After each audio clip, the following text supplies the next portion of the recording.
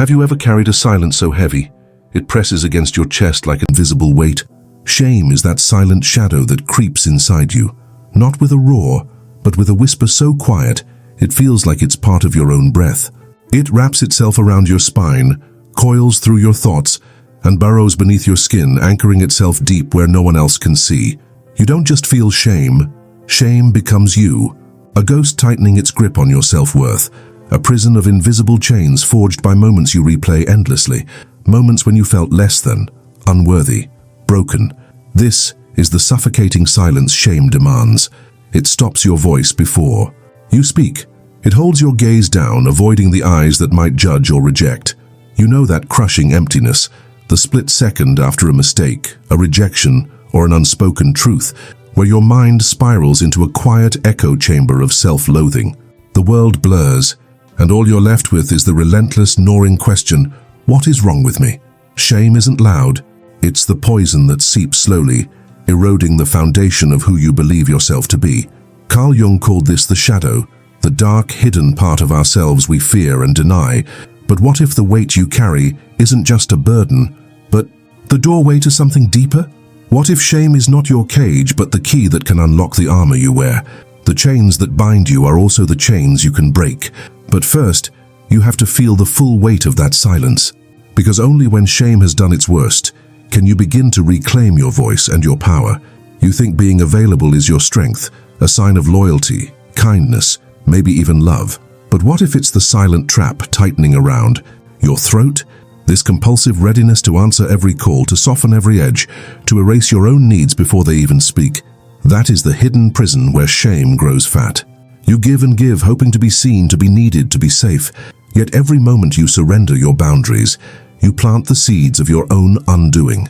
Availability feels like control, but it is anything but.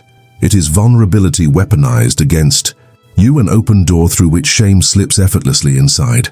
Each yes you offer without pause becomes a crack in your armor, your ego armor, that once protected you from feeling small, from being invisible.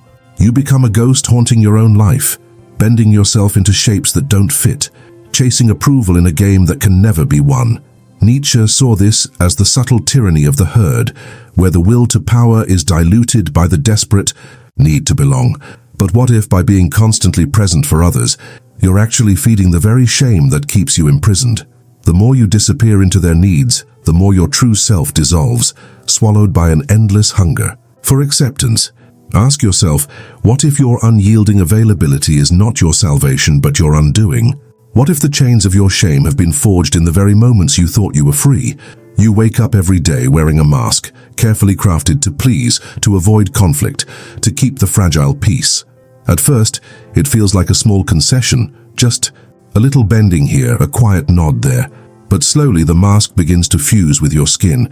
Your gestures, your words, your very presence become a performance shaped by others' expectations, not your own truth. This is not just exhaustion. It is a fracture, a silent splitting of your soul. Each time you stretch yourself thinner, sacrificing your needs for approval, you lose a piece of who you are.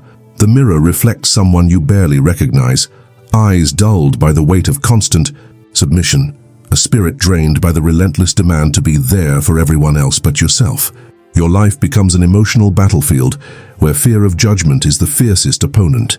You ask yourself, but never aloud, how much of you has vanished beneath the layers of acquiescence? Jung spoke of the ego armor we build to protect ourselves.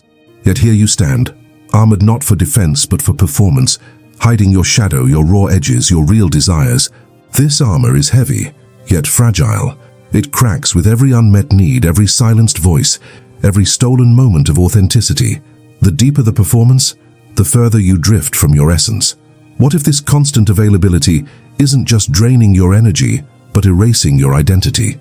How long will you let the world write your story while your own pages remain blank? Shame is not just an enemy lurking in the dark corners of your mind. It is your shadow self, the parts of you you have disowned, hidden, or denied. Carl Jung called this the shadow, a collection of feelings, desires, and truths you refuse to acknowledge because they threaten the carefully constructed image you present to the world. But what if this shadow is not your downfall, but your most profound messenger? For years you have pushed shame away, labeling it as weakness, something to fear or hide. Yet, the shadow is simply a mirror, reflecting the aspects of yourself you've abandoned in the desperate pursuit of acceptance. In hiding these parts, you have fractured your wholeness.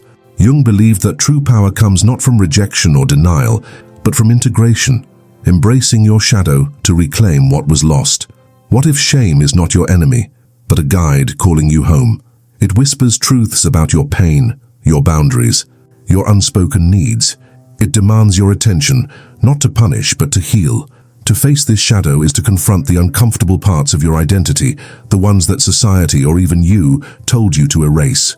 But in this confrontation lies transformation. Ask yourself, what would happen if you stopped running from your shame and instead looked into Jung's mirror, seeing not just darkness, but the possibility of becoming whole? This is the first step toward reclaiming your true power. Shame is not merely a fleeting blush or the sting of embarrassment. It is a deeper, more insidious force, a fundamental threat to your very identity. When shame takes hold, it doesn't just make you feel bad about a moment or mistake. It convinces your mind that you are the problem. It hijacks your sense of self, sending you into survival mode before you even realize what's happening. Neurologically, shame activates the same pathways as physical pain. It triggers the ancient fight, flight, or freeze response, a primal alarm signaling that your place in the social world is at risk. Your heart races, your breath shortens, and your body tenses as if you were facing a predator. But here, the predator is invisible. It's the internal voice that whispers, "You are not enough. You don't belong." This internal crisis fractures your ego armor, leaving you exposed and vulnerable. Emotionally, shame binds you in a loop of self-condemnation and withdrawal. You want to escape the gaze of others, to disappear, to vanish from the social battlefield altogether. But this reaction, while instinctual, only feeds shame's power, strengthening the chains around your identity. It is the silent thief of confidence, the shadow that dims your will to power. Understanding this psychological anatomy is not just academic, it is the first weapon in your arsenal. When you see shame not as a vague feeling, but as a neurological and emotional hijacker, you begin to recognize its patterns. This recognition fractures its hold and opens the door to reclaiming your selfhood. The invisible chains begin to loosen when you know the machinery behind them. From the earliest moments of your life, shame whispered its cruel lessons, teaching you to hide to protect the tender child within from a world that felt too harsh. This is how the false self was born, a carefully crafted mask designed to shield your vulnerability from judgment, rejection, and pain. It's a mask stitched together from the fragments of childhood wounds, echoes of critical voices, and the unspoken rules handed down by society. Imagine a fragile child standing in a storm, trembling, unsure if they'll be safe. To survive, they learn to wear armor made of smiles, silences, and agreements, anything to avoid the lightning strikes of shame. This armor became your false self, a persona built not from your true desires, but from what you believed others wanted. It's the silent actor playing a role on the stage of life, while the real you retreats backstage, hidden and unheard. This mask is both a savior and a prison. It protects you from immediate harm, yet it also cuts you off from your authentic voice, the wild, imperfect, radiant self beneath. Shame's cruel trick is that this false self can feel more real than your true identity, leaving you lost in a maze of internalized judgment. But here's the truth you need to hold on to. Beneath this mask, the child still waits, longing to be seen and accepted, not for what you pretend to be, but for who you truly are. This yearning for authenticity is the first quiet rebellion against shame's tyranny. It is the seed of your inner change, ready to grow when you finally decide to remove the mask. What if the very thing you fear most, saying no, stepping back, withdrawing your availability, is actually the most powerful act of self-preservation you can offer yourself? You've been taught that availability is a currency, that your value depends on how much you give, how present you are for others. But this belief is a trap, a cycle that feeds your shame and steals your power. Withdrawal is not rejection, it is a boundary, a reclaiming of your dignity. When you choose to step back, you are not pushing others away, you are pulling yourself closer. It is the quiet, courageous act of saying, "I matter too." You create space where your true self can breathe, where your shadow can be acknowledged without fear. This pause disrupts the endless chain of people-pleasing and self-erasure, breaking the invisible chains forged by shame. Nietzsche understood this deeply. The will to power is not about domination over others, but mastery over oneself. To withdraw is to assert your sovereignty, to carve out a realm where your identity is no longer up for negotiation. It is a refusal to allow shame to dictate your availability or your worth. Imagine the invisible chains snapping, the silence lifting, not because you have become cold or indifferent, but because you have learned the strength in absence. This is not loss. It is your first true step toward freedom. The world may resist this new boundary, but inside, a quieter, stronger voice is rising. Are you ready to listen? Choosing yourself is the quiet revolution no one prepares you for. It feels like betrayal at first, the tug of guilt, the whisper of selfish echoing in your mind. For so long your worth has been tied to how much you give, how much you're seen and needed. But what if this sacrifice was never your true calling? What if the peace you seek lives on the other side of choosing yourself first? This choice stirs a deep resistance inside you, a voice shaped by years of shame and obligation, telling you that to prioritize yourself is to abandon others. Yet, real courage is found in defying that voice.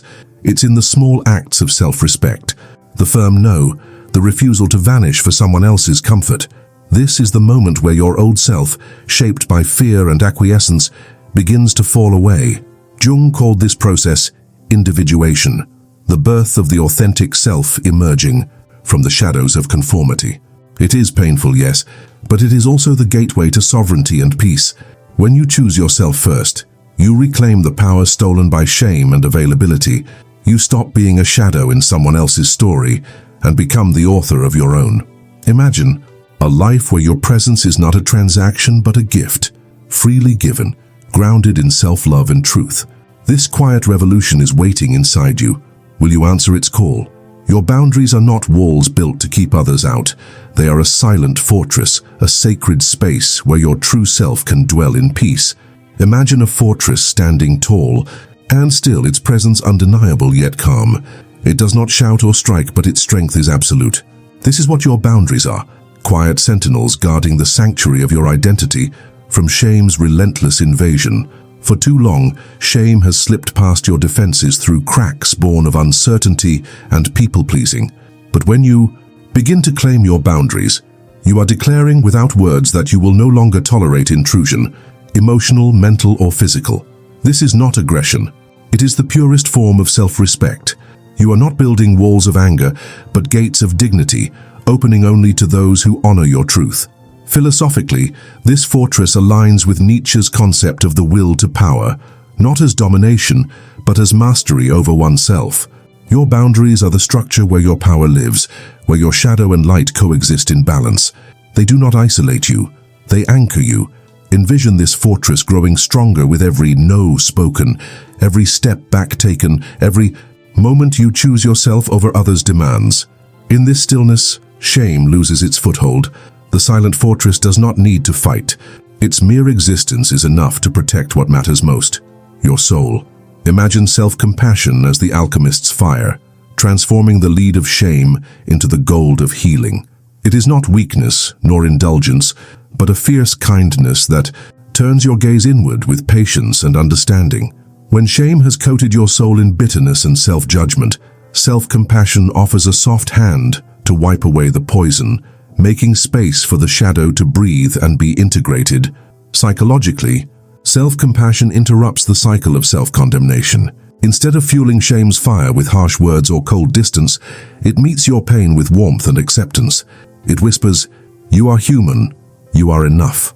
This gentle presence dissolves the sharp edges of your internal critic and invites your fractured parts to come home. The shadow, once feared and shunned, begins to soften under this nurturing light. Think of it as a quiet garden growing inside, a sanctuary where broken pieces find soil and water, where the wild and tender parts of yourself can grow without fear. Here shame loses its grip, because it is met not with resistance but with care.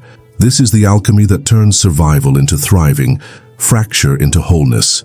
As you cultivate this inner kindness, you reclaim your soul from the grip of shame and welcome the fullness of your being.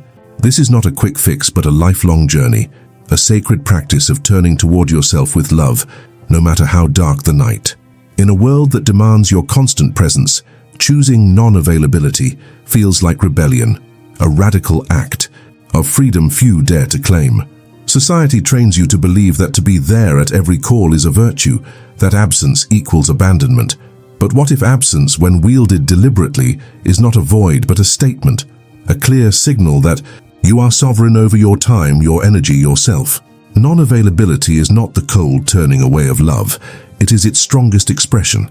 By stepping back, you reclaim your power and invite others to meet you where you truly stand, not as a shadow bending to their will, but as a whole, unapologetic being. This absence creates space for authenticity to emerge, forcing relationships to shed their transactional skins and either deepen or dissolve with honesty. Nietzsche's will to power is found here, not in constant giving, but in mastering when to give and when to withhold.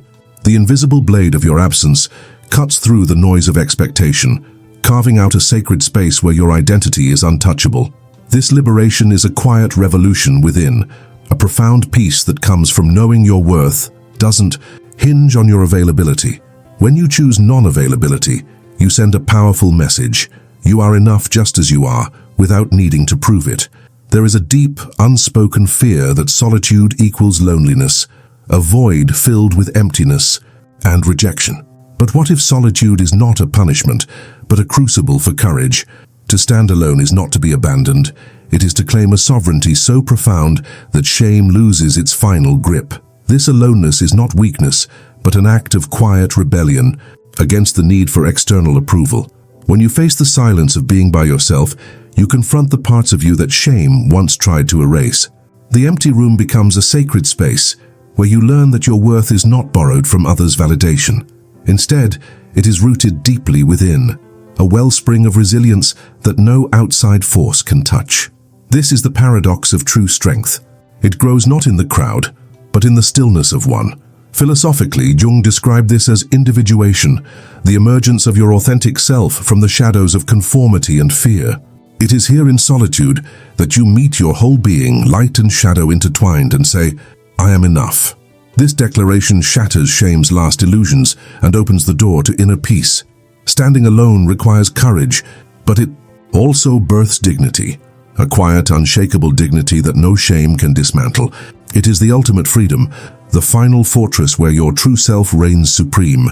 Will you stand in that silence and claim your sovereignty? From the ashes of shame rises a new identity, the inner sovereign. This is no fleeting triumph, but a profound transformation, a figure of calm authority, self-love, and unshakable peace. Imagine a king reclaiming his throne within, not through conquest or force, but through mastery of his own inner kingdom. This sovereign does not bow to shame's whispers, but rules with steady, gentle power. The inner sovereign is the embodiment of Nietzsche's will to power, not the ruthless domination of others, but the mastery over oneself. Here, the fractured self is healed, the shadow integrated, and boundaries firmly established like walls that protect rather than isolate. This sovereign's power flows from acceptance, from a deep knowing that worth is inherent and untouchable. Philosophically, this is the birth of the Übermensch within, a being who creates values from their own essence rather than external demands. The inner sovereign is no longer a prisoner of shame or availability, but stands tall, sovereign over emotions, presence, and self-worth. This transformation is quiet, but revolutionary. It is the end of the internal battle and the beginning of inner peace, a peace that commands respect because it is earned, not given. As you embody this sovereignty, you step fully into your true power, no longer a shadow, but a force of nature. Will you claim this throne? The path is yours. Embodying the inner sovereign is not a single moment, but a daily practice, a series of small, profound rituals that anchor your newfound power in the fabric of everyday life. It begins with mindful boundary setting, learning to recognize when your energy is being drained and gently, firmly saying no before shame sneaks back in to steal your dignity. Each no is a stone laid in the foundation of your silent fortress. Compassionate self-talk is another cornerstone. When the old voices of judgment arise, speak to yourself as a guardian, not a tormentor. Remind yourself, "I am enough," not because you must prove it, but because it is true. This kindness weakens shame's hold and nourishes your inner garden. In moments of doubt or pressure, pause, breathe deeply, visualize the inner sovereign standing steady within you, unshaken, calm, and resolute. These mindful pauses create a sacred space where you reclaim control and refuse to be swept away by old patterns. Remember, sovereignty is not perfection, but persistence. Each day you choose yourself first. You reinforce your power and push shame further into the shadows. These practices transform fleeting moments into a steady state of being, a life lived in quiet mastery of self. Will you begin today? Imagine a life unshackled from shame, a life where your presence is radiant, not because you seek approval, but because you stand rooted in your own truth. This is the unashamed life, a world where authentic relationships flourish, not through people-pleasing, but through fearless self-expression and mutual respect. You no longer bend or shrink to fit others' expectations. Instead, you move through the world with quiet confidence and magnetic power. Without shame's weight, your voice carries clarity, and your actions are grounded in genuine intention. You become a beacon for others, drawing in those who value you for who you truly are, not the mask you once wore. Your boundaries are known and respected, creating spaces where connection is deep and real, free from the toxicity of codependence. Philosophically, this is the living embodiment of Jung's individuation and Nietzsche's Übermensch, a person who creates their own values, whose light is unextinguished by the shadows of past shame. This freedom is not loud or brash. It is calm, steady, and profoundly magnetic. What would it mean to live this way? To wake each day unburdened by the invisible chains of shame, moving through your life as a sovereign presence, fully embodied and unapologetic. This life is not just possible, it's waiting for you to claim it. The weight of shame has been a silent companion for too long, threading its poison through your thoughts, your worth, your very soul. Yet here you stand at the crossroads, no longer captive to its invisible chains, but face to face with a choice that will define everything. To break shame's hold is not a gift handed to you, it is a courage demanded, a battle fought in the quiet chambers of your own heart. What does it mean to live unashamed? To walk through the world without the need to hide, to speak without trembling, to love without fear of rejection. It means owning your story, every fractured piece, every shadowed corner, and claiming your power as your own. This is no easy path. It asks you to confront the deepest parts of yourself, to stand alone if necessary, and to say, I am enough. The journey from shame to sovereignty is not a single leap, but a steady rise, a reclaiming of your inner kingdom, brick by brick. Each step forward is a rebellion against the old narratives that kept you small. This choice, this moment of radical self-possession, is the true turning point. So, will you choose to be the author of your life? To wield your silence as a weapon, your boundaries as armor, and your self-love as a crown? The power has always been within you. Now it is time to claim it, fully, unapologetically, eternally. Your story is waiting.